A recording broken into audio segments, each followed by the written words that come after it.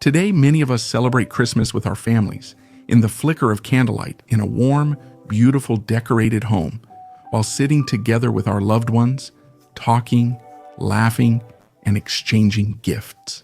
But this happiness, which we can enjoy once a year, is something many people don't have at all, because they are in the trenches with their comrades, far away from their families, who have an empty chair at the table that would be reserved for their loved ones at the front. It was the same 111 years ago when many of our great-grandfathers faced each other in massive trenches in Western Europe. Death lurked all around them. Everything was muddy, cold, and damp. The uniforms smelled of sweat, blood, and dirt, and there were rats and other things. Vermin roamed through the trenches and positions where soldiers had to endure for weeks. And that was among comrades and the remains of fallen brothers in arms.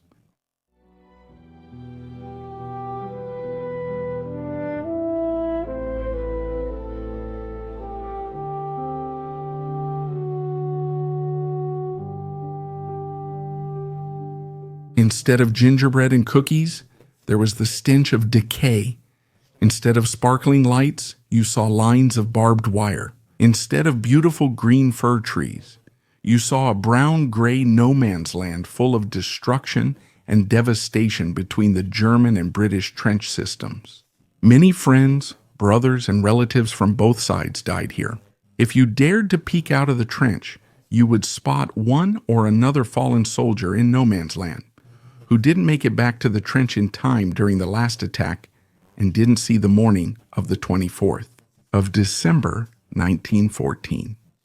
The soldiers were tired and disappointed. At the beginning of the war, it was said that the enemy would be defeated in a quick war of movement and that everyone would be home again by Christmas at the latest. But the reality was different.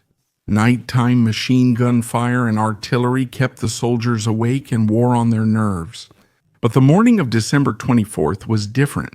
The constant rain on the Western Front had stopped, and the day began differently than usual, with a clear sky and a bit of sunlight that lit up the soaked soldiers' uniforms. It seemed special, almost mystical, that the weather played along today in the largely Christian-influenced West.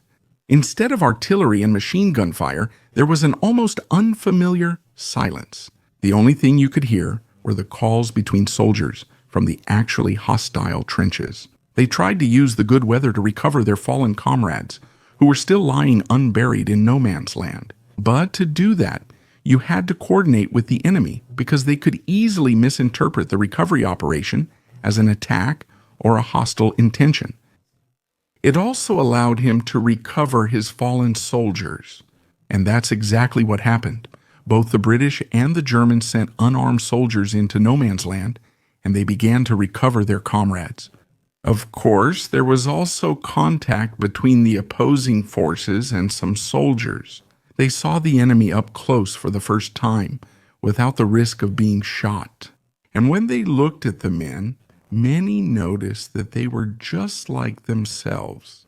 They were not beasts, not monsters, not wild animals or anything else that the propaganda in their own country made them out to be. They were young men of the same age, mostly still very young, who were fighting for their country, had been mobilized, and would actually rather be at home with their families today, instead of having to pull their friends out of the mud and bury them. And so, of course, they started talking to each other, mostly in English, since many Germans were already learning English or had even worked in Great Britain for a while. Among the troops, there were also many officers who ventured out into no man's land. German Lieutenant Kurt Ziemisch of Saxon Infantry, Regiment 134, wrote in his diary that he had ordered his men not to fire a shot today unless they were fired upon first. He ordered small fir trees to be placed on the trenches at dusk and candles to be lit, which could be seen along the trench line. When they did this, they were seen by the British, who then started whistling and clapping, thus showing their approval. A big highlight was also some British soldiers who came with a soccer ball and played there, where death and devastation had recently prevailed. He and the commanding British officer both agreed that this day was unimaginable and incredibly wonderful. Soldiers from his training unit. Confused buddy copy needle.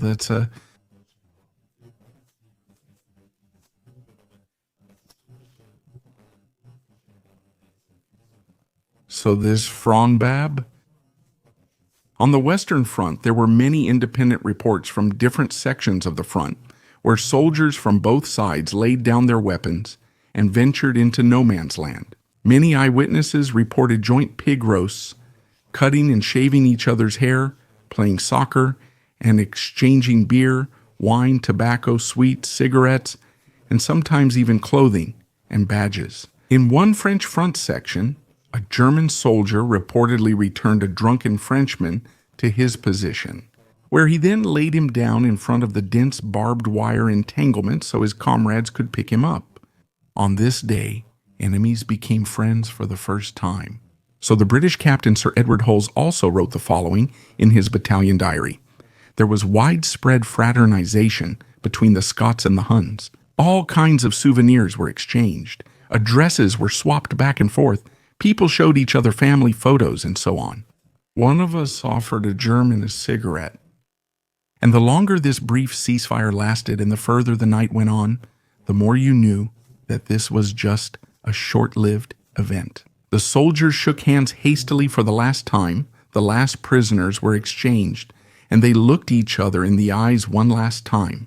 And then they made their way back to their own trench, fully aware that the people with whom they had just experienced a small bit of normality would be enemies again the next day, knowing that they would not hesitate to end your life in the next attack to protect their comrades and hold the trench. Today it is believed that at least 100,000 soldiers on the Western Front took part in the Christmas truce, mainly British and Germans, whom Kaiser Wilhelm often called close to the people, and who often celebrated the past close ties between the German Empire and Great Britain. The most astonishing thing about it was that there was no corresponding order from the General Staff or any high-ranking government official who had commanded this temporary ceasefire an act of humanity. It came from the soldiers themselves, those who stood at the front every day, who hadn't seen home for a long time and missed their families.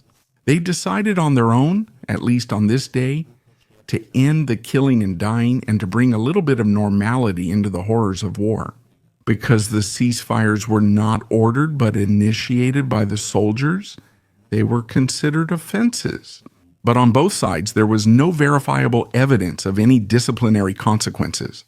On the contrary, it was even mentioned in the press on both sides, and no one really kept it a secret, even though it was actually the enemy he was fraternizing with, who just shortly before had robbed one or another family member. Since then, there hasn't been a similar approach.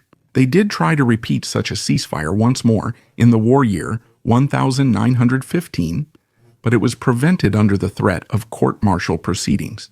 From 1916 onwards, any trace of such an attempt disappeared. It returned to the animal combat zone familiar from before Christmas, 1914. War is one of the most terrible things that people can do to each other. It only brings suffering, horror, and grief, and serves to force one's own interests on the other side. That's the only reason, but many are again unaware of the cost to us. Let's take a look a few kilometers further away in Ukraine. How many families have been separated so far? How many have lost their loved ones? And what does all this cost? On the Russian side, an equally sad event happened today on Christmas, because today they have probably reached the 1.2 million victim mark, who died only because of this senseless war of aggression. And for what? For 20% of Ukraine who are on the defensive and didn't even start this war. And on the other side, we have many Ukrainian families who are killed in nightly Russian drone attacks. And many children who were born during this war and don't know anything else. They don't know peace because the war has gone on too long. You can keep talking and debating, or you can act. To save lives, I started a fundraising campaign a few weeks ago, as I have done several times before. This aims to save lives, especially those of people who didn't want the war but became victims.